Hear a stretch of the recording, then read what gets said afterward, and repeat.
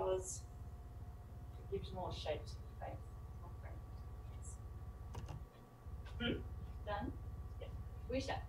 Fantastic. Oui, chef. Alright, I will see you domani. Domani. Sì. A domani.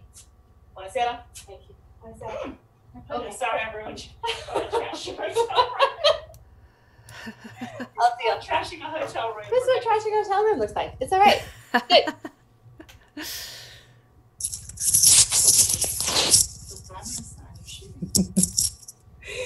Natalie, hey Hi. there. Hi. Hi. Did you already do your panel today? No, it's actually on Tuesday. Oh, okay. Great. Yeah, but Awesome. it starts tomorrow, and so it's just thought I'd come up on a day early. Excellent. Becca's taking a picture of the glamorous side of wine life. Yeah. It's sort of a wrecked hotel room at this point. That's great. Oh my goodness. All right. Ciao, Beck. Thank you, baby. My pleasure. We'll see you tomorrow. All right. Having your questions ahead of time, Natalie, was super helpful. Oh, It good. really was. Excellent.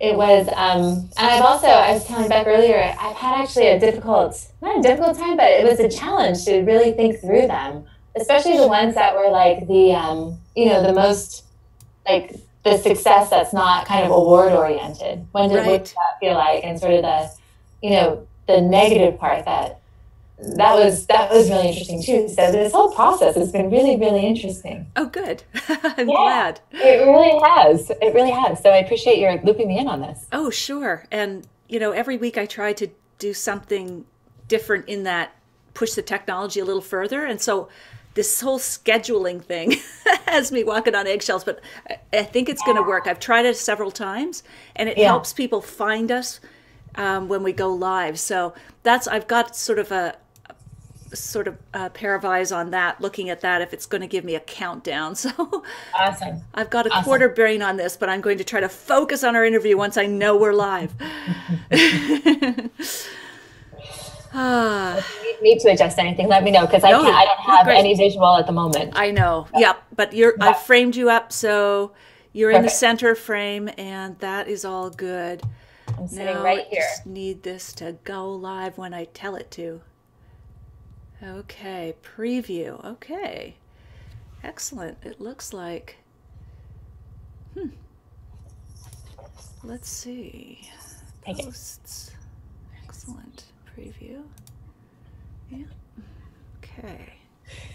You mean you're not going to watch on Broadway swinging cookies in your hand, Beck? What? My laptop is flashing. I don't want to flash it. I might get bugged.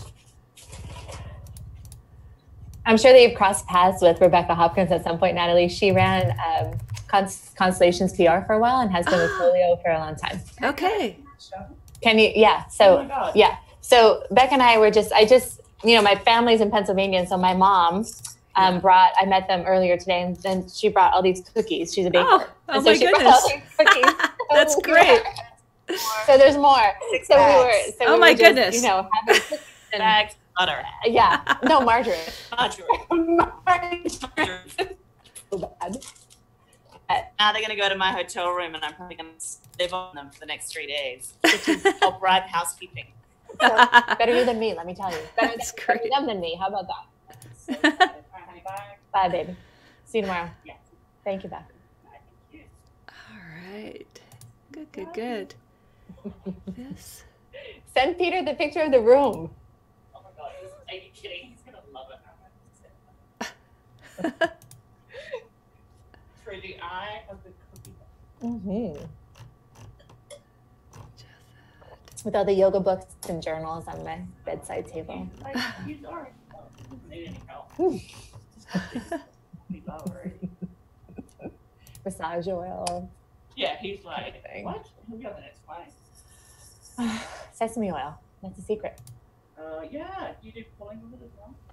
Not yet. Do oil pulling? Not yet.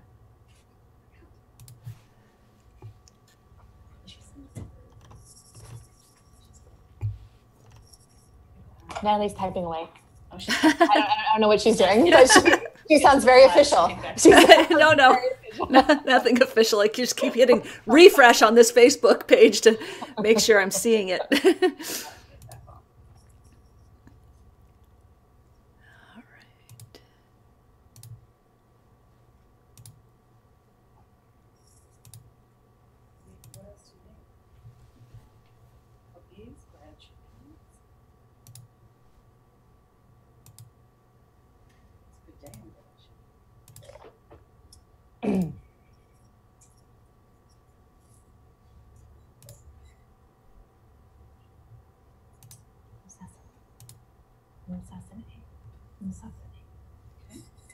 I'm practicing the name of this song of this wine.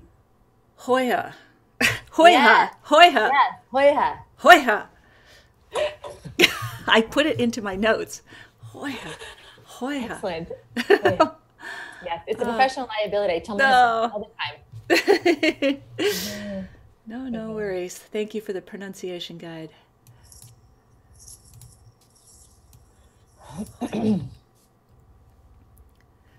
So I'm just looking for a countdown here, but I'll do the same intro as I did last time with the test chat.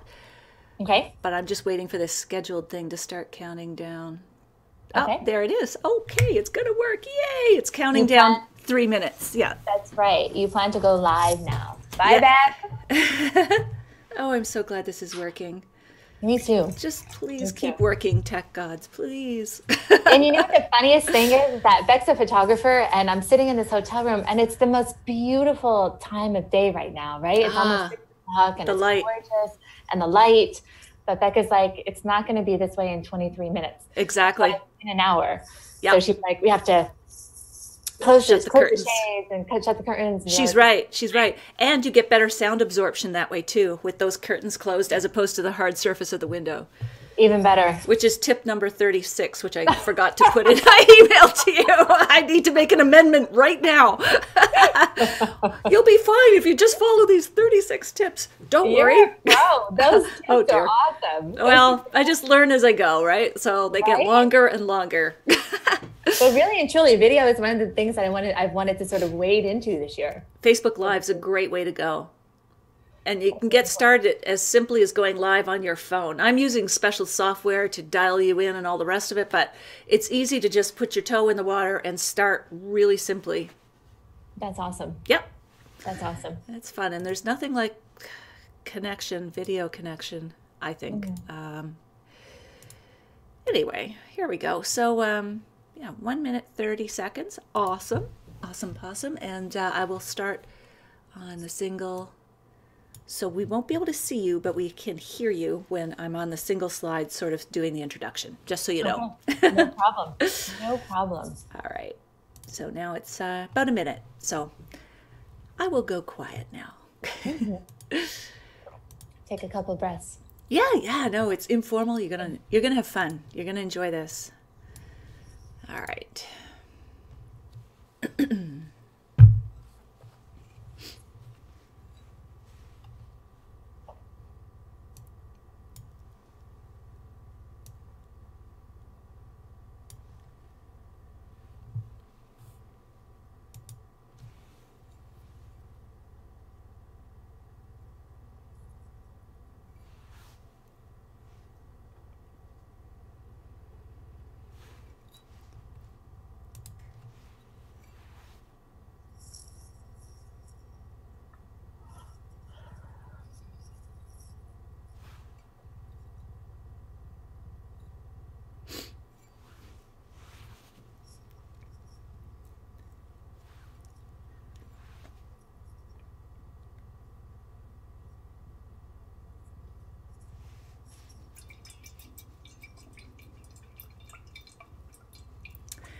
Well, we're coming up to International Women's Day, which is March 8th. And in honor of that, tonight's Sunday Sipper Club show is all about women and wine.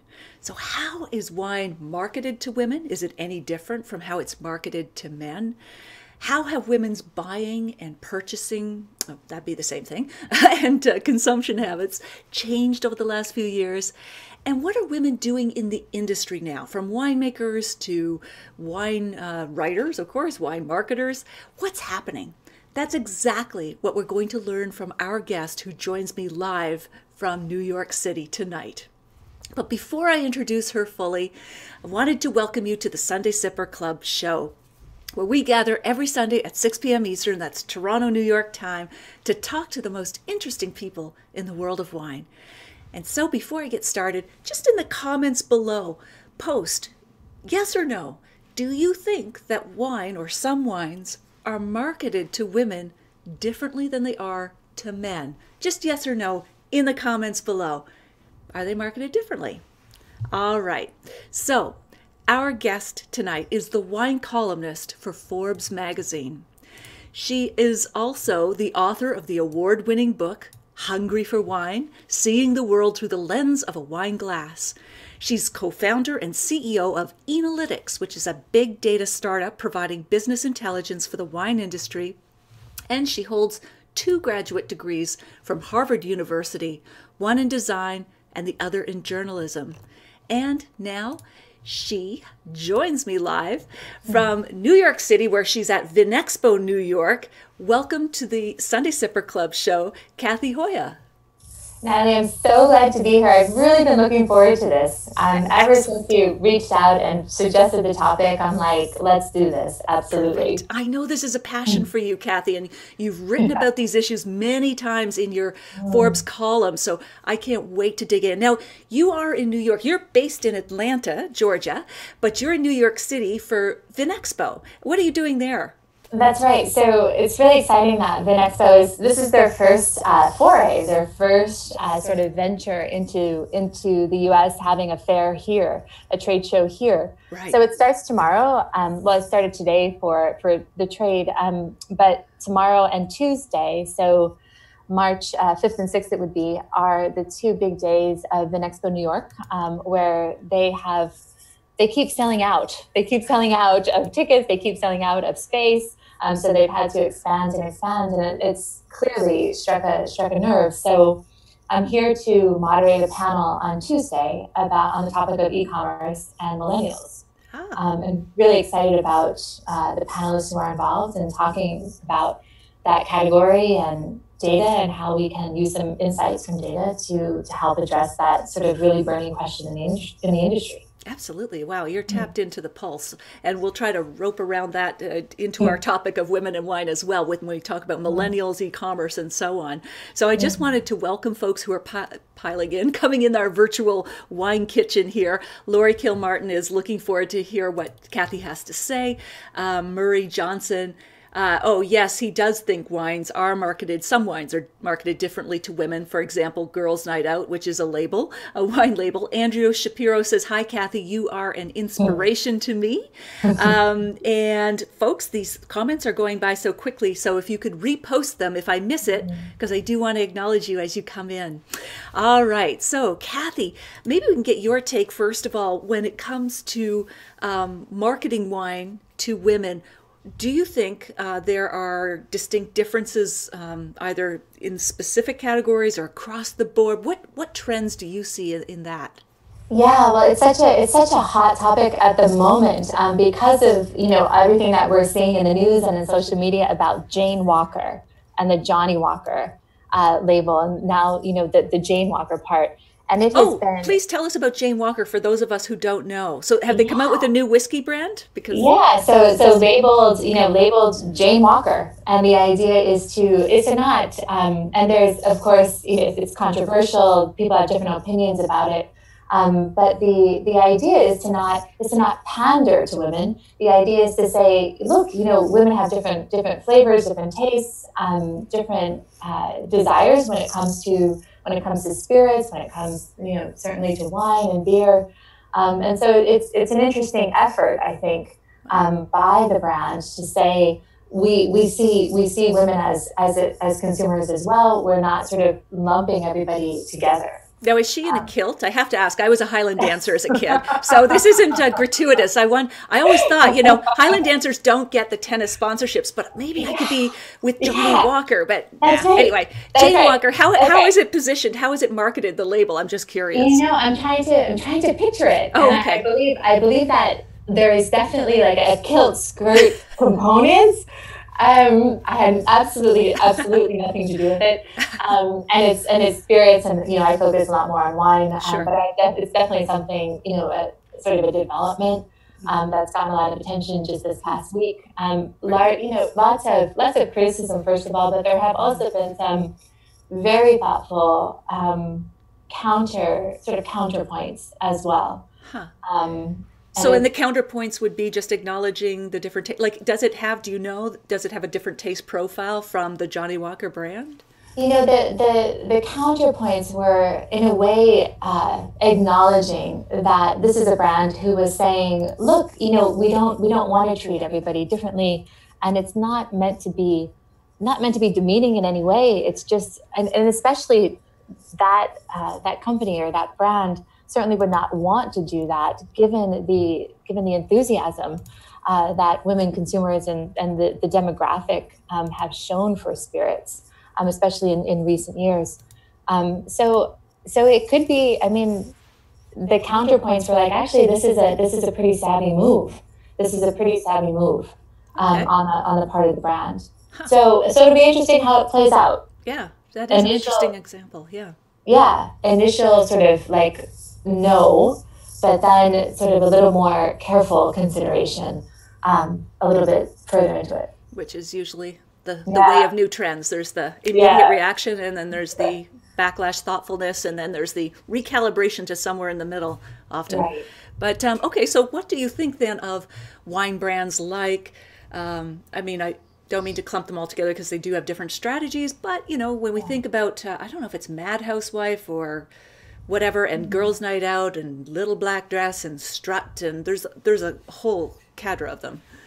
Right. There are, and it's not just the packaging and the label themselves, but it's also the strategy behind it. It's the digital strategy behind it. It's the complete business plan around. And I have never seen one of these business plans, and I would be completely fascinated to have a look at it. But the business plan around how we're going to, or how that brand is going to approach and get in front of women, their target audience, who we assume to be women, but I don't know. I certainly know plenty of guys, plenty of dudes who are all into these kind of wines. And someone just the other day said that sort of his guilty pleasure is cheap Chardonnay, and he doesn't want anybody to know it, but it's what he looks for on the shelf, and it's just what he does, which is just really funny, and just an anecdotal example. But having the opportunity to really dive into, from the consumer side of things, from the data side of things, the actual behavior of women at the quantitative level as consumers regarding these different wines, regarding the different strategies, regarding the different producers and brands who are putting this in front of consumers, but then also comparing that to a similar brand or a similar price point or a similar competitive set. I think that there's really quite a lot that can be said and sort of teased out about that can challenge the assumptions that these brands are based upon, and the research that these brands are based upon. So is there any data that you can share? I know you're in the middle of a big study that's not concluded yet, but you deal with big data, which I love the concept because I'm a former techie as well. So what are you seeing either through your own work or through other studies that you've read and reviewed when it comes to data and women, their drinking, their buying habits? Right. So the study that Enolytics is doing is a year-long study, and we were literally just starting off. So by no stretch of the imagination, any kind of conclusions. What we're really excited to get into is our network of data partners who have data that is segmented. It's segmented in a lot of ways, segmented geographically, segmented by time, segmented by market, segmented by brand. And we're really, really excited to dig into the data that's segmented by gender. Okay.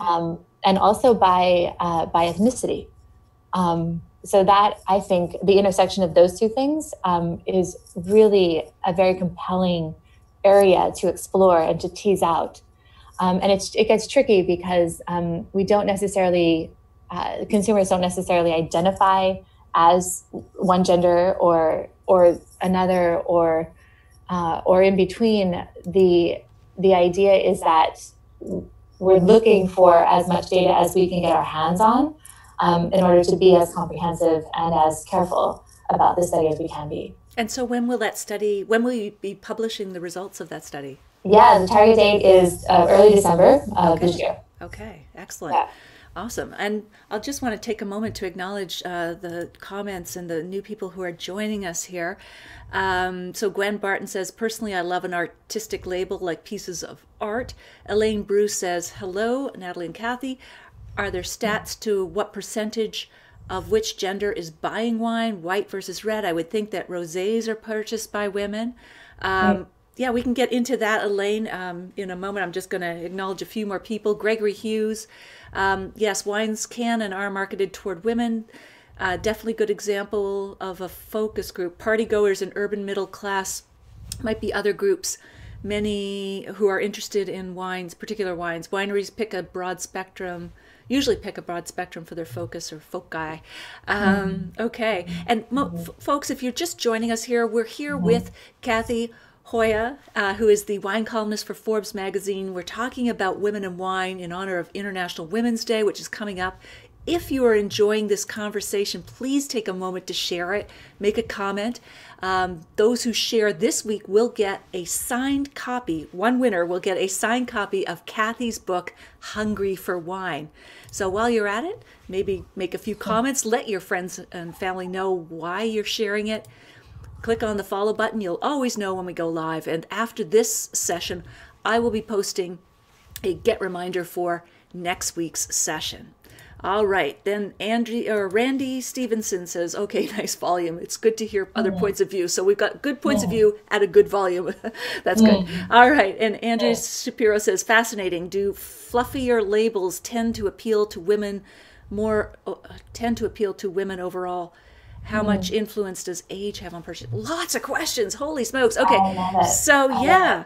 All right. So let's go back to Elaine's question. Are there stats on the percentage of buyers, women versus men? I've seen studies that say women purchase 80% of wine. Is that current? Right. Has that been validated? You know, it's interesting because one of the things that we're trying to do at Enolytics is to tap into big data.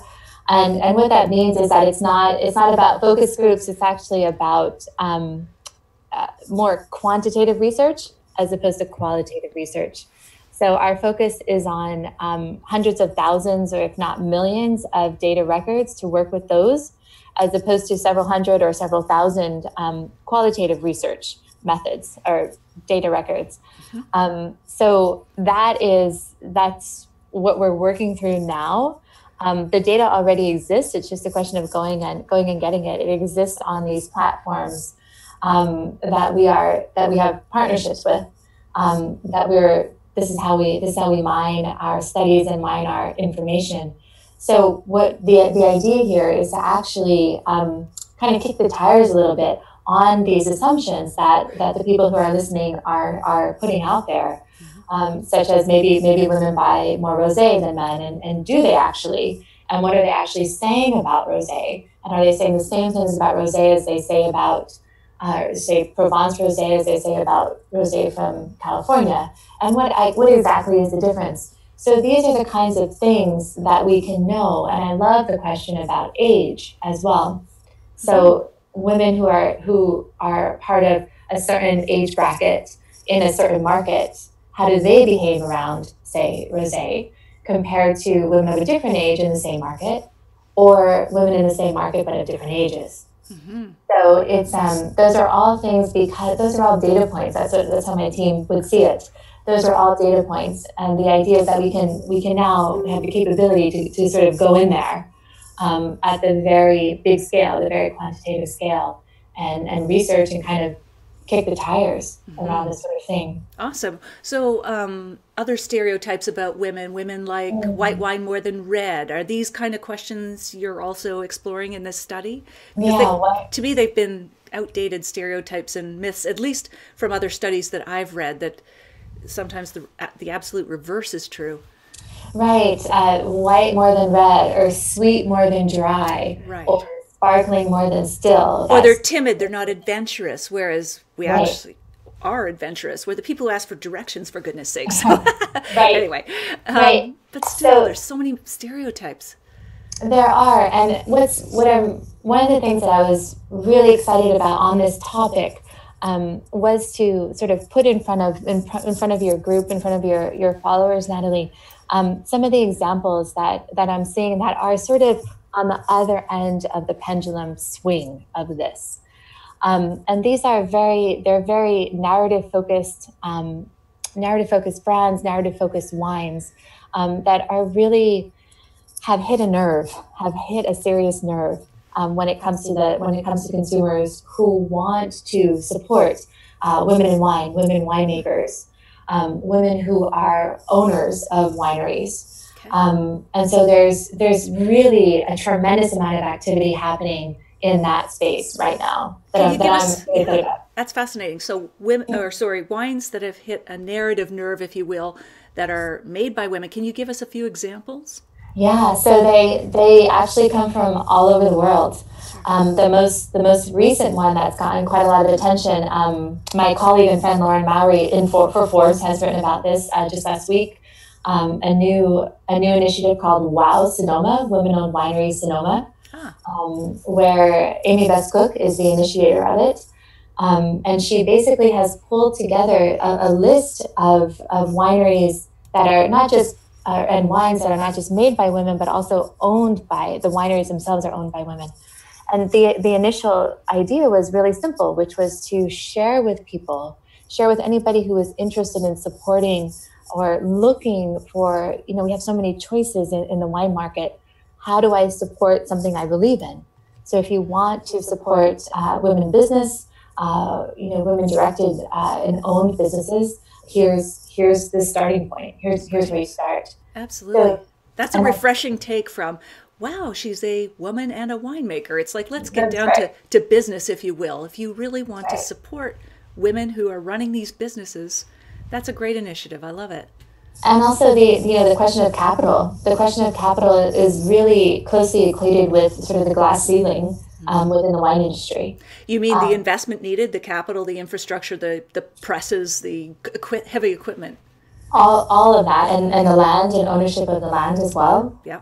So much of that does come down to capital and to possibly being part of a wine family, being born into a wine family. But if you weren't, then how do you progress past the point of, say, assistant winemaker, which plenty of women are. UC Davis is graduating just as much, if not more, women than men, and has been for several years. Right. The famous enology program in California, just for those That's who right. might not know. Yes. That's right. But still, the discrepancy is really strong between head winemaker positions Yeah. held by men and those held by women, and the discrepancy is even greater when it comes to actual businesses owned by women and men. This sounds like the restaurant industry, the sous chef and the executive chef. There's a lot of parallels.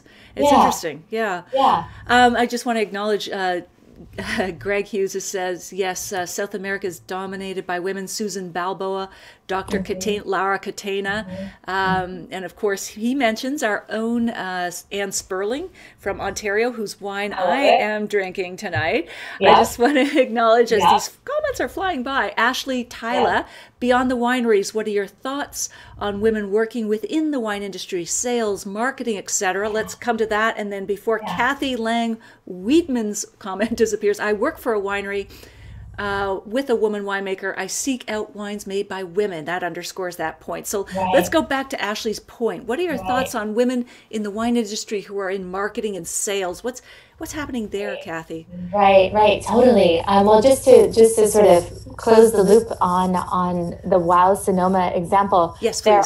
there are several others around the world. I mean, Wow Sonoma, clearly it's replicable. There could be Wow Napa, there could be Wow Paso, there could be Wow Washington State. There is a group in Australia led by Jane Thompson that has been doing this actually for quite a bit of time. a group in Italy called Le Donne del Vino that is focused on that as well. There's a group in France, and they just are, they're out there and it's happening. And if you actually have a desire to seek that out, you can sort of succeed and get in touch with that. And there's more and more of that happening. We should have a WOW Ontario, WOW Canada, WOW BC. Absolutely. But to get to the point of the other side of the sales and the marketing, there is a very strong organization within the industry called Women of the Vine and Spirits. Okay. And I say our because I'm speaking at this conference, and I'm a member of the group in a couple weeks out in Napa. And that is exactly geared toward that. It's a networking organization, not just for salespeople or marketers or winemakers, but for everybody, but for the industry to come together and support each other, but also to have a knowledge base that we can draw from and actually have learnings on this topic. Winebow, one of the largest, most important importer distributors in the U.S., they have a conference every year called Women in Wine Leadership Symposium in New York. That happens every October, and they've been doing that, I believe, it's 6 years now. Dr. Laura Catena, who you mentioned, one of the greatest interviews I've seen happened this past year at that symposium. Laura interviewed Jancis Robinson, who had really hilarious, because it's Jancis in the way that she speaks, but also really poignant examples. She, for example, was named this is Jancis Robinson being named Decanter's Man of the Year, and she has a trophy. It's a physical thing that says Jancis Robinson Man of the Year. That's great. And she said, maybe we might think about, changing that. And it's true, and we laugh, but it's completely ridiculous. It is. But yet, it's actually happened. It's still there. And it's still there. So, yeah. Wow. Okay. Yeah. Laura Catena was on this show a few months ago. She was a terrific interview. But I would have loved to see that interview between the two of them, Jancis and Laura. Marta says, hello, it's been a while since I've been able to sign in. I'm glad you're here, Marta. Paul and Patty Hollander visited Olympic Cellars. They're called Working Girl Wines several years ago, all made by women, excellent wines. And Elaine Bruce says, I've heard that women have a better sense of taste and smell. So it seems that women should be good winemakers. So anything to say about that, Kathy, about the, number of taste buds, the sense of smell, that whole theory? Well, actually, I would love your thoughts on this, Natalie. Certainly there are super tasters, and I'm not exactly sure about the accuracy of the gender breakdown on that. Sure, absolutely. Well, I got tested actually by Tim Hanai in California, who put blue dye all over my tongue. And it turns out I am a super taster, which is a misnomer according to him and some other researchers. It just means you're a more sensitive taster, not that you're a better taster. So they liken it to living in a hypersensory world with like 500 fingers, not just 10 or whatever. So it's just a perception, just very, very sensitive. But he said that women, it's 25% of the population, super tasters, and more than half, I'm not sure what percentage, but more than half are women. Jancis Robinson is one. So, but yeah, I've heard various theories about from more taste buds generally to just it's evolutionary, picking berries, cooking, all the rest of it. I don't know, but what the hard science is beyond the super taster taste bud test that they do. So, Right. Yeah. Well, what's interesting is that idea, and as writers, as journalists, as tasters, as judges, but also, of course, in the winery, and more in the vineyard. Esther Mobley, who is the wine writer for the San Francisco Chronicle, a couple of weeks ago wrote this completely fascinating piece about the number of women who are now vineyard workers in California, in Napa certainly. and Oscar Renteria, who has a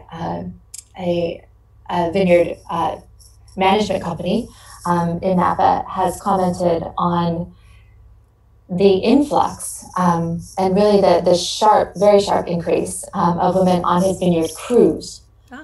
So it's actually coming all the way through the whole life cycle of a glass of wine, going from making it and aging it and putting it in the bottle and designing it and selling it, as our friends in the sales and marketing teams do, way sort of back to actually growing it and planting it and pruning it and harvesting it itself. Well, and they say that wine is made in the vineyard. That's the old cliche, but it's true. And so I would think that a pivotal role is to be, as you say, the vineyard worker, the viticulturalist, the people who are tending the vines, pruning the canopy, the leaves, tasting those grapes. Are they ready? Are they ripe for the wine? Right. And it's, and what's fascinating is that so much is how vineyard workers, why that appeals to women, and sort of what is responsible kind of this sharp increase of women in the vines.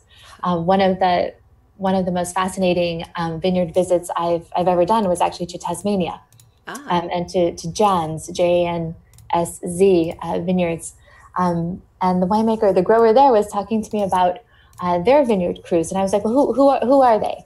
And she said that in some cases they are actually a crew of women, Asian women from Japan, from China, from Bhutan, from Vietnam, who are part of agricultural crews who come to Tasmania, and New Zealand does this as well, who come to Tasmania for the agricultural work.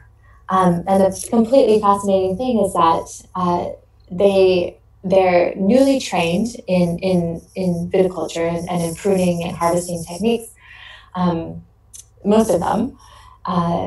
So they look at a vineyard and they say, I understand that most of the vines are pruned when the harvesters or the pruners go up and down the vines, as we normally think of. But actually for them, they looked at the vineyard, sort of shears in hand, and said, it actually makes sense for me to go through the vines, almost like this spider crawl through the vines, and do the work that way, because their stature, their physical stature is different, and they move differently, and just the whole interaction with the agricultural product is different for them than it is for sort of a who has been for however many hundreds of years the ones pruning the vines, which have been men, physically different stature. Yep. And so now things are in evolution, and I love how wine captures that. I love how you can see that in wine, and it's an opportunity to sort of query that and to kind of question this sort of thing that's happening. That's fascinating, particularly given that the Japanese culture isn't a traditional wine culture, other than of course, if you consider sake. But I think that's something different. And then they're bringing all these women who are getting up to speed quite quickly on vineyard management techniques, and that's got to say something. Right. So Tina Moray says, oh, this is nice. This is certainly a power duo happening right now with you and me. That's so nice, Tina. Love this conversation. She's your friend. And Beverly is tuning in from California. The owner of Keyways Winery in Temecula, California, is a woman and winemaker. She makes excellent wines. Jason and Jill Barth, the life cycle of a glass of wine. That's something to consider. Loves your phrase there, Kathy. Marta said, I had the pleasure of tasting Donatella Sinelli Colombini wines today. All women working the vineyard, owned by Donatella herself. This winery is in Maltocino, Tuscany. So, speaking of wine, yes, I've left that too long there, Kathy. What are you sipping on tonight? Power of suggestion. I love this wine, actually, and it is by South Africa's. Her name is Nsiki Bayela, and she is South Africa's first Black woman winemaker, who has just taken off in a sort of stellar, really stellar kind of way. So back in the late 90s, I believe it was 1998, she won a fellowship, a viticultural fellowship, even though that she had never left her hometown, basically her home region. She just was identified as I don't know that she did a super taster test, but she was identified as someone with exceptional promise for the industry, and she has definitely come through, and that has been happening for the past 20 years. Fantastic. Can you hold up the bottle, by the way, just to the screen? Yeah, even closer if you don't mind, to your camera. There we go. How's that? Yes, that's perfect. Thank you. Yep. So that is her line that she just launched in the spring of 2017, and what I'm drinking is her Bordeaux blend, which is called Omsasane, and it's from 2015, and she considers it her flagship wine, and it's named after her grandmother, who I believe that the translation is protecting tree. And that is sort of the role that her grandmother has played in her life all this time, and so it's a testament, it's a tribute to her. That's fantastic. What are you drinking? Oh, well, here you go. Good segue there, Kathy. I am drinking Connect by Anne Sperling at Southbrook, and Anne Sperling is an inspiration to us all here in Canada. The woman is a dynamo. I mean, just on all aspects, from the quality of the wine she produces, but her innovation. So she is making wine, biodynamic, organic, orange wine, all types of wines. She's just pushing all of the boundaries, not only here in Ontario, but she also has vineyards in BC, and she and her husband consult on what I consider Nova Scotia's best winery, Benjamin Bridge. So I've got this, and it's organic, and it's $15, and it's a beautiful aromatic blend of like Vidal, Riesling, Sauvignon Blanc. And she just does this. She packs the flavor, but not the alcohol. It's 11%. It's just a beautiful wine. Well, I'm actually a convert, absolutely a convert to Canadian wine, especially from the Okanagan. Oh, yes. I visited there this past year twice, actually, and it's been amazing. And the winemakers who are coming out of there, one of the loveliest, prettiest Syrahs I've ever tasted in my life has come from the Okanagan by a winemaker. Maybe you know her, called Séverine Pant. The winery is called Le Pan. Yes. And it's gorgeous. It's gorgeous. Wow. Yeah. Well, this is tying into the conversation that's happening online as well. Lori says women are natural nurturers, and we're talking about the tree, and even here, Connect, it's all about the vines and the connection underground. Alan Cameron says it's got to do with mothering the vines and the grapes. It comes from the DNA.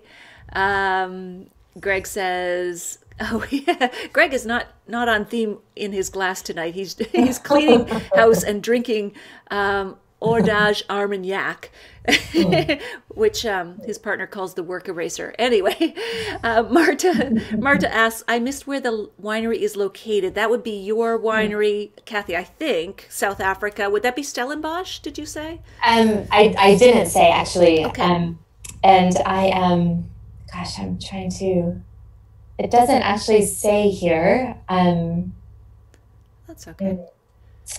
So to the Cape Winelands. Okay, yeah. Yeah. Good, great region. And if you're asking, just in case, Marta, the Southbrook is from Niagara, but fortunately Anne Sperling makes wine in BC, and as I said, consults on a lovely Nova Scotia winery, Benjamin Bridge. Greg brought up Anne Sperling before I even got to it tonight.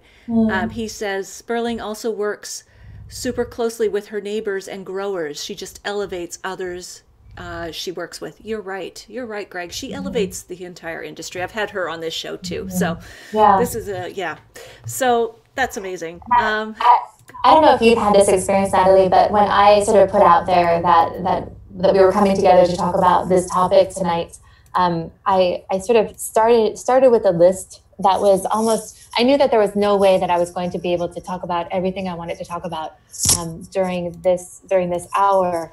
But who else should be on our radar? Who else should we know about? And just the responses have been just coming in and coming in. I don't know if that's been true for you as well. Yeah, but absolutely. And just all yeah. the people you don't even know about. I mean, we know about Lara Catena, and like kudos to all of them. But there's just so many up and coming women, and it's terrific when we can support them. So who else is on your list, Kathy? Yeah. Well, I think there's also, there's also a little bit of a pause here to recognize that the truth is that we will never know who they all are, right? They're sort of the unsung heroes, the unsung heroines of wine. Their name's not on the label. Probably never will be. But that isn't to say that they never had a hand in the making of the wine. And I just wanted to sort of pause for a moment and just recognize that that's happening. That's absolutely happening. And we may not know it, but it's definitely part, I think, of sort of the evolving wine culture and the evolving dynamic of the business of wine and the growing of wine that we're seeing in this really exciting moment that we're kind of going through right now. Absolutely. So many people. Erica Crawford from New Zealand, who helped to bring Kim Crawford with her husband wines together, and she was absolutely someone that's come up for me, and she actually was one of the pivotal people in my career, because she made a comment that as a writer, as a journalist, I'm basically an issues writer. It's just that I happen to be writing about the wine industry. Okay. So it's and I don't know if she meant it that way, but I took it as a compliment. Yes. which was that I want to dive in on questions like labor and immigration, and I want to dive in on like healthcare and who is actually doing the work of harvesting the grapes, and I want to dive in on questions of gender. Mm-hmm. And especially discrimination and pay differentiation and access to capital and that sort of thing. This is absolutely something that is within my path, so to speak, for sure. Well, you for sure are the ideal guest for tonight and in the lead up to International Women's Day. So let me just take a moment to say we are here live with Kathy Hoya. She is the wine columnist for Forbes magazine, also Inc., where she writes about business issues. We are having a fantastic discussion, and if you are enjoying it, please take a moment to share this on your own channels. Maybe make a mention as to what you're learning or why you're enjoying this. If you click on follow, you'll know when we go live every week. And of course, after this session, I'll post another get reminder for next week's session, which I will tell you about at the end of this one. So I just want to acknowledge again some more comments. Cynthia Costco, winemaker for Passaggio, I'm not sure if I'm pronouncing that, in California. Passaggio, thank you. Is a great winemaker. And Marta says, thank you. I'm very familiar with Southbrook, and she is from South Africa, so she wants to try your wine or look for it, Kathy. So fantastic. Now, I just, here we go. Costco. Okay, Jill and Jason. All right. So back to you, Kathy.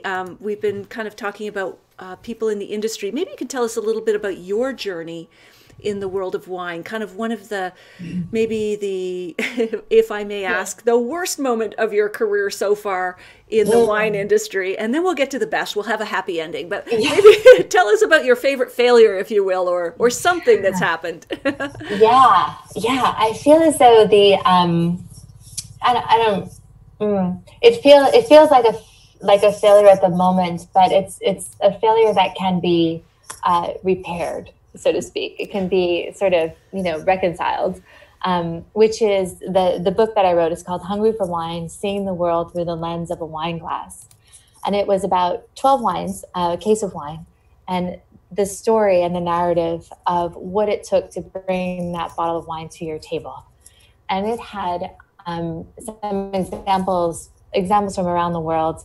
The example that I mentioned from Tasmania is in there. There was a chapter about wine from areas of conflict, Syria and Lebanon in particular, how to make wine when your country's at war. From Turkey, how to market wine when it's forbidden, legally forbidden to market wine. That was such an emotive book for me to write. And the learning, I mean, it's a failure, but the learning is that there's so much more to say, and there's so much more of a way to put that out there. And I wish that I had done a better job of opening the doors for other stories to have been told like that. So there could be, just as there could be, we mentioned the WOW Sonoma, the women-owned wineries of Sonoma. There could be WOW Napa, WOW Paso, WOW Ontario. There could also be Hungry for Wine Ontario, Hungry for Wine Sonoma, Hungry for Wine Paso. So I would really like to find a way to go back and do a better job of opening the doors for that to happen. You are so humble, Kathy, because I know your book, Hungry for Wine, won awards and was really generally highly praised in the industry. So that's kudos to you that you can step back from that experience and then have a desire to continue the story. I mean, we just wait for the sequels then to come out. So there's so much more to say. Yeah. There's so much more to say is the thing, and you want the space for that, and you want to invite other people to participate and to have their say as well. These are my 12 choices of bottles, but how can we figure out how to sort of extrapolate that into a bigger audience, and to have that be a little bit more of almost a crowdsourced sort of thing, where people voice their own opinions about the wine that they're hungry to drink. You know, we did these, when we launched the book, we did these tastings where it was a reading, it was a gathering, and everyone who came was invited to bring a bottle that they were hungry to drink. I love that phrase. What people showed up with was amazing. They brought sort of that. We just had, the Gator and from Street Journal open up all night. Right. So it just happened last week. But it was a little bit like that. It sort of had that spirit.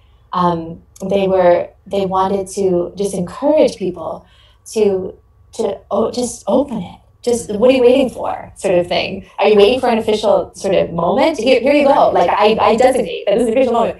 Right. So the readings for Hungry for Wine, where you were invited to bring a bottle you're hungry to drink, it felt like that as well. So I want to really sort of take that again and kind of run with it. Yeah, absolutely. I can just see that, like little pods and gatherings on your second book launch or whatever. Yeah. And I should say, Dorothy Gator, longtime columnist for the Wall Street Journal with her husband, John. Yeah, Beecher.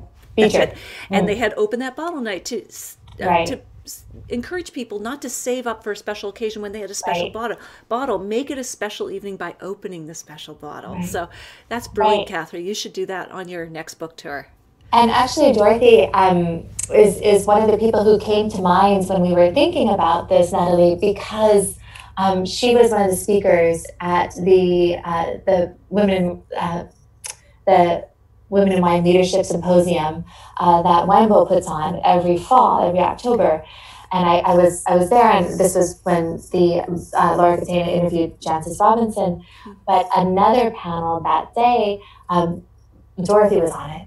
And to me, she stole the show. She just stole the show.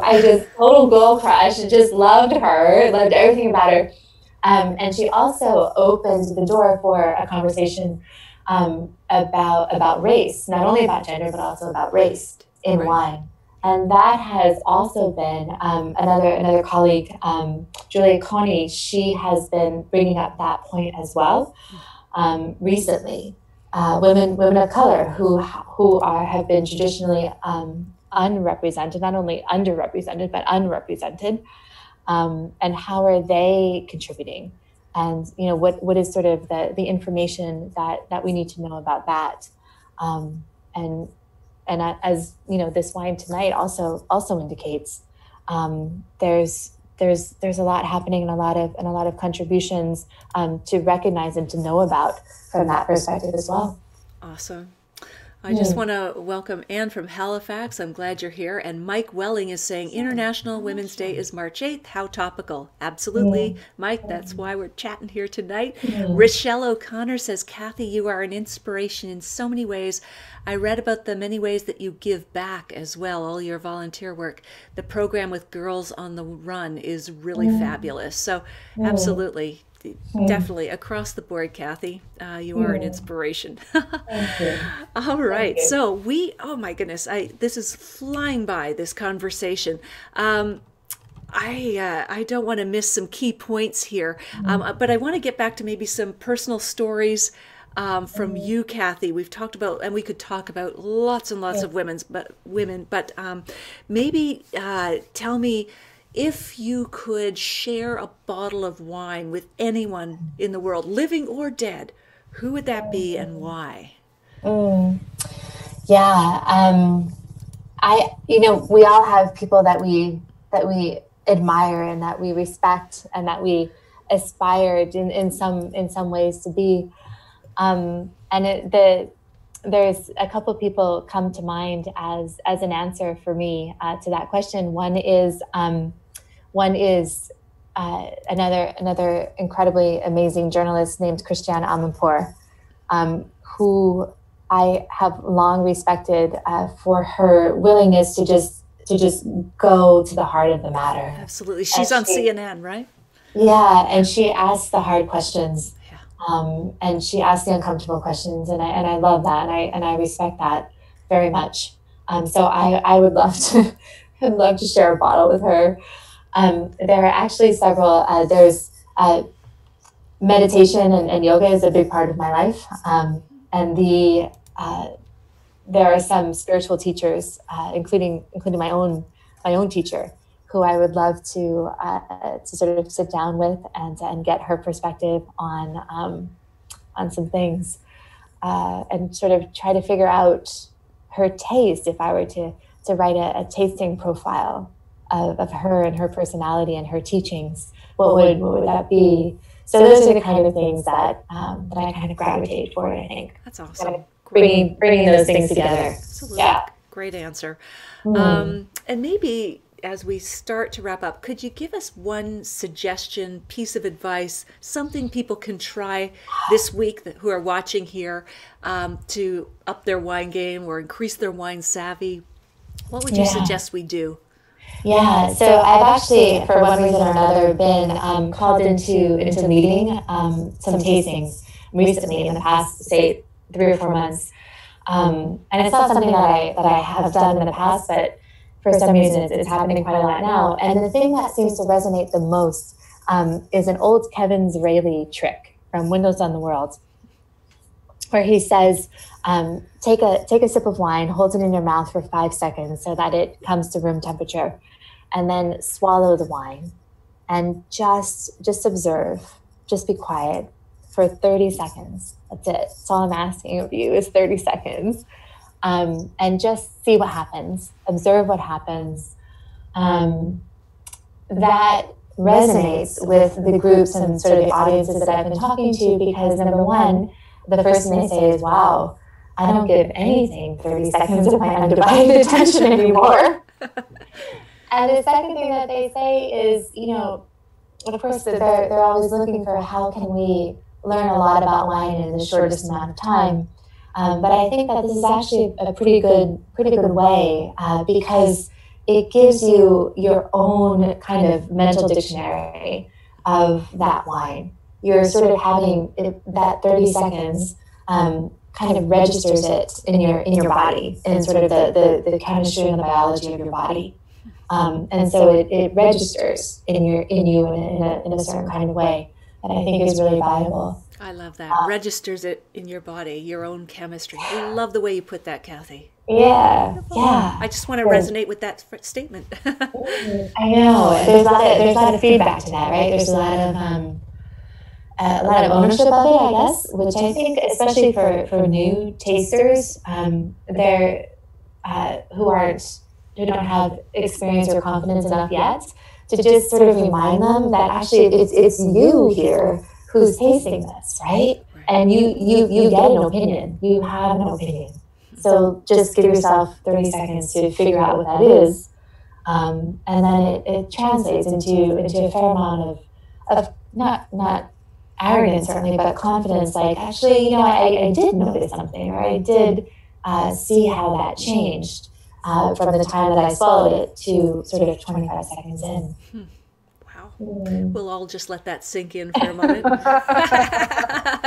seconds, yes, dead silence for 30 seconds. Are they still there? That's fantastic, Kathy. Now, I'm going to ask how we can connect with you online, but as we wrap up, folks, I have some important announcements to make after we say farewell to Kathy, including the winner from last week's contest and next week's guest, if you want to know. But Kathy, as we wrap this up, a fantastic conversation. Thank you so much for taking the time to be here with us tonight. Some great points, some great stories. How can we connect with you online? Where can we find you? Yeah, well, I appreciate it so much, just this conversation, and it has actually brought up some, just processing it has been really emotive for me, and I appreciate that opportunity.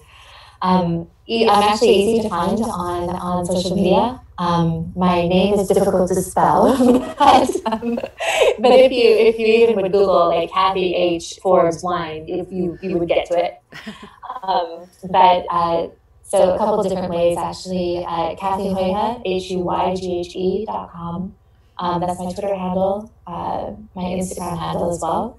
And my companies that we started out this conversation talking about, that's easier to spell. It's just Enolytics, ENOLYTICS.com. Okay, awesome. We will be looking for you on the social channels, on your website, on Forbes. Again, thank you so much, Kathy. I'll say good night for now, but I look forward to continuing this conversation with you in the future. Thank you, Natalie. It's been a pleasure. A real pleasure. Take care. Bye-bye. Bye. All right, folks. We are going to still wrap up here with some announcements, including last week's winner of our contest, but a few things just to keep rolling along here. Before we finish, I would love you to post what was the most interesting thing that you learned tonight in the comments section. Just a quick post would be fantastic. Again, always really appreciate if you can share the video, even here at the end, and even if you're watching the replay. It all really helps to spread the word and get more people on. The more the merrier. Of course, I'll post a get reminder before we finish up. So I always ask our guests, and Kathy has agreed, to come into the comments section after we finish throughout the week to answer questions that we didn't get to tonight, or answers, and also throughout the week. So even if you're watching the replay, please still post your questions. We will get to them. And it makes for a better conversation and sort of archive of what this chat was about. All righty, so winner of last week's contest, I should have a drum roll, Alan, but what I am announcing is, and I'm not sure that she's here online with us tonight, but one of our past guests, Mark Oldman, who wrote How to Drink Like a Billionaire, sent me a couple of copies, which was so nice of him. So I have an extra copy, which I'm giving tonight for last week's winner. And that was Jillian Daw Taylor, I believe is her last name. She's in Yellowknife. She's a member of the Opimium Club. And Jillian, a copy of this is coming your way. Now remember, if you share this week's conversation, including if you're watching during the replay, you will win a copy, a signed copy of Kathy's book, Hungry for Wine, which is a gorgeous book. I mean, really great storytelling. All right, folks, so that's it. Next week, I should tell you, we are going to have two special guests here with me talking about the Vancouver Wine Festival. What is it like? Why should you go? The highlights from this year's festival, and should you plan to go next year? So that will be Monique Souza and John Steeves, sort of a partner in life and a partner in wine, partners in wine. And they'll be joining me right here at my house for next week's conversation. So I thank you so much, everybody, for taking your time. I hope if you're watching the Oscars tonight, you have a good warm up through this. But thank you again for joining me, and I hope to see you again next Sunday at 6 p.m. Eastern, Toronto, New York time, in the Sunday Sipper Club. Take care.